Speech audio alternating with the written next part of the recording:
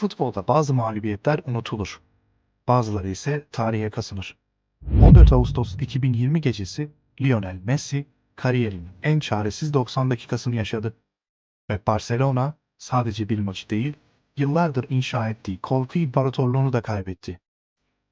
Peki Avrupa'nın en büyük kulüplerinden biri milyonların gözleri önünde nasıl bu kadar aciz kaldı?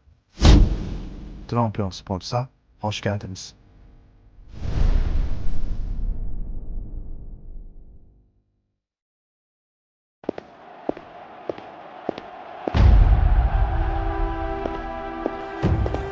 Seni aramızda görmek istiyorum. Hadi abone ol. 2015 yılı Barcelona için her şeyin kusursuz göründüğü bir dönemdi. Lionel Messi, Neymar ve Suarez'den oluşan hücum hattı, Xavi ve Iniesta orta sahası ile Avrupa futbolunu adeta domine ediyor, Nou Camp'a gelen her rakip daha sahaya çıkmadan oyunun psikolojik baskısını hissediyordu. Barcelona sadece maç kazanmıyor, futbolun nasıl oynanması gerektiğine dair yeni bir standart belirliyordu. Pas oyunu, topa sahip olma anlayışı ve yıllar içinde oturmuş sistem, kulübü dünyanın en güçlü yapılarından biri haline getirmişti. O sezon kazanılan Şampiyonlar Ligi kupası birçok kişi için bu dönemin zirvesi olarak görülüyordu. Ancak bu zirvenin gölgesinde kimsenin o an fark etmediği bir gerçek yavaş yavaş şekilleniyordu. Bu başarı aynı zamanda kaçınılmaz bir düşüşün başlangıcıydı. Barcelona'yı yıllarca ayakta tutan temel yapı taşları artık yavaş yavaş sahneden çekiliyordu. Xavi takımdan ayrılmıştı. Ardından Dani Alves veda etmişti. Bir süre sonra Iniesta da kulübe veda etti. Yerlerine yeni oyuncular geldi. Transferler yapıldı. Umutlar tazelendi fakat sahadaki o eski uyum bir daha hiçbir zaman tam anlamıyla geri gelmedi. Takım artık eskisi kadar rahat top yapamıyor, baskı altında aynı özgüveni gösteremiyordu. Oyun akışı eskisi gibi doğal değil, daha zorlanarak ilerliyordu. Barcelona bu boşlukları transferlerle kapatmaya çalıştı. Ancak futbol her zaman sadece iyi oyuncuların bir araya gelmesiyle çözülen bir denklem değildi. Bazen mesele yetenek değil, uyumdu. Bazen mesele isimler değil, yıllar içinde oluşan otomatik bağlantılardı. Saha içinde küçük görünen eksikler zamanla büyük kırılmalara dönüşüyordu. Bir oyuncunun ayrılığı başka bir oyuncuyla telafi edilebilirdi. Ama yıllarca birlikte oynayan bir takımın kimyası transferlerle yeniden inşa edilemezdi. Tam da bu dönemde Barcelona'nın en büyük güvencesi yine Lionel Messi oldu. Ne zaman takım zorlanmaya başlasa tüm gözler ona çevriliyordu. Bir gol, bir asist ya da tek başına çözdüğü bir maç. Messi, Barcelona'nın kriz anlarında başvurduğu ilk ve en güçlü cevaptı. Ancak bu durum zamanla bir alışkanlığa dönüştü. Barcelona'nın oyun planı giderek daha fazla Messi'nin bireysel çözümüne bağımlı hale geliyordu. Takımın yükü fark edilmeden tek bir oyuncunun omuzlarına bırakılmaya başlanmıştı. Fakat hiçbir kulüp geleceğini sonsuza kadar tek bir oyuncunun üzerine kuramazdı. Ve Barcelona bunu anlamaya çok yakındı. Çünkü çok yakında kulübün tüm dengesini değiştirecek bir ayrılık yaşanacaktı. Bu ayrılık sadece kadroyu değil, kulübün kimliğini de sarsacaktı. Ve en önemlisi Lionel Messi'nin kariyeri geri dönüşü olmayan bir yola girecekti.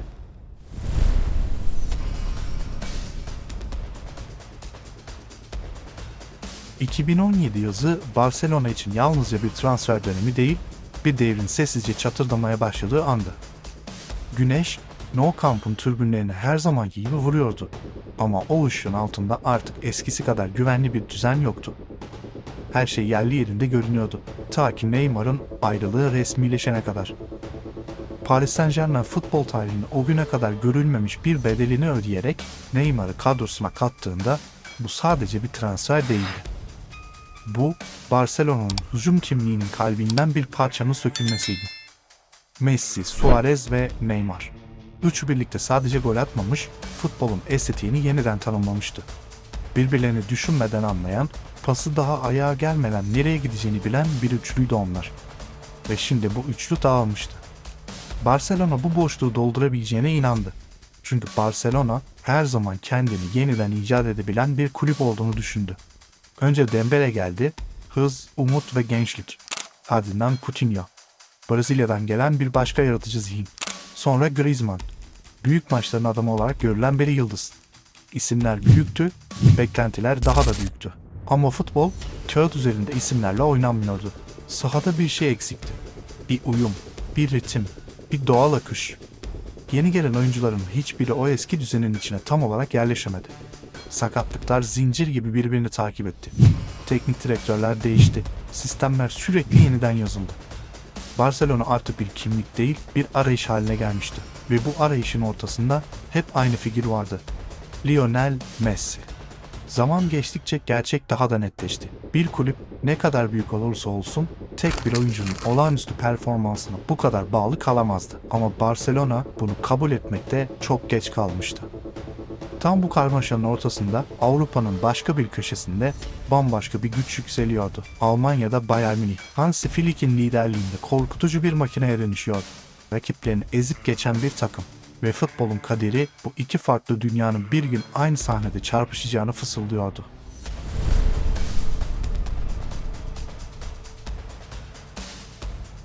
...2020 yılına gelindiğinde Avrupa futbolunda dengeler değişmeye başlamıştı. Barcelona hala büyük bir kulüptü.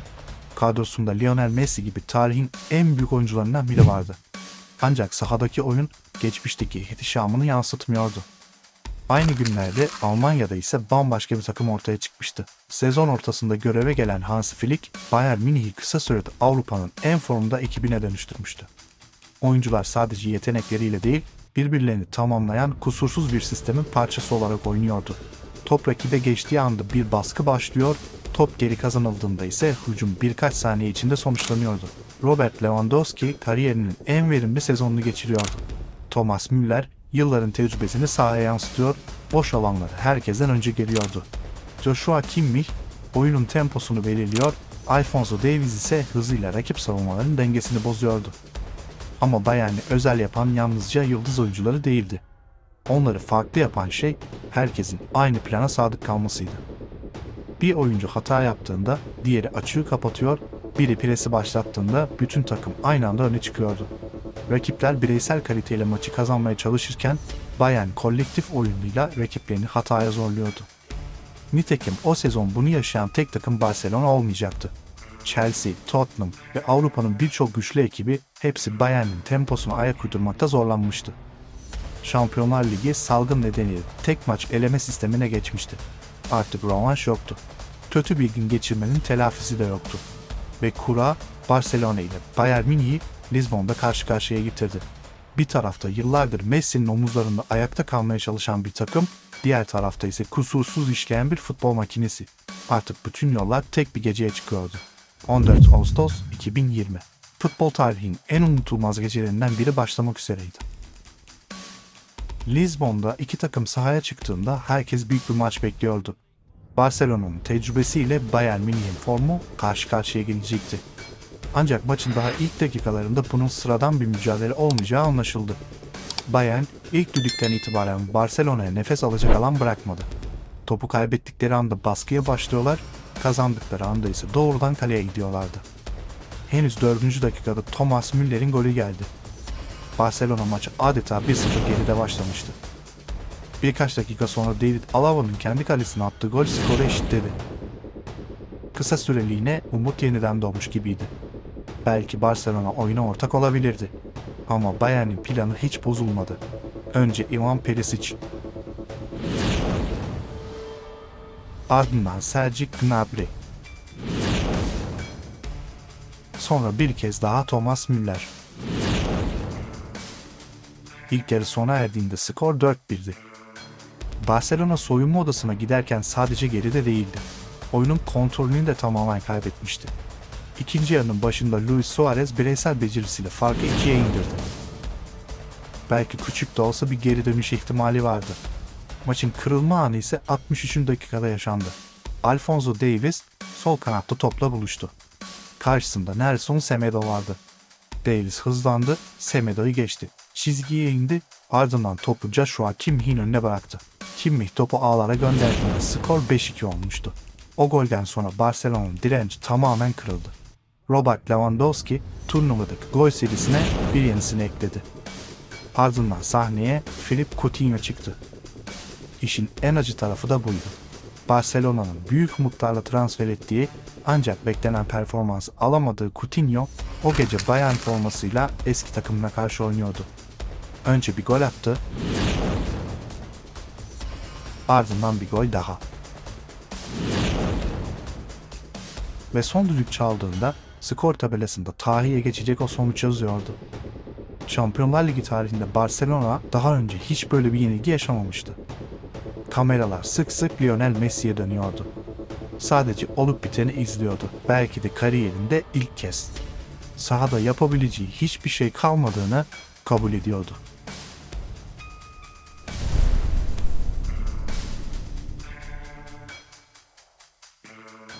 Eğer bu hikaye sana futbolun sadece 90 dakikadan ibaret olmadığını bir kez daha gösterdiyse, videoyu beğenerek bize destek olabilirsiniz. Kanala abone olmayı ve bildirimleri açmayı unutmayın. Bir sonraki belgeselde görüşmek üzere. Hoşça kalın.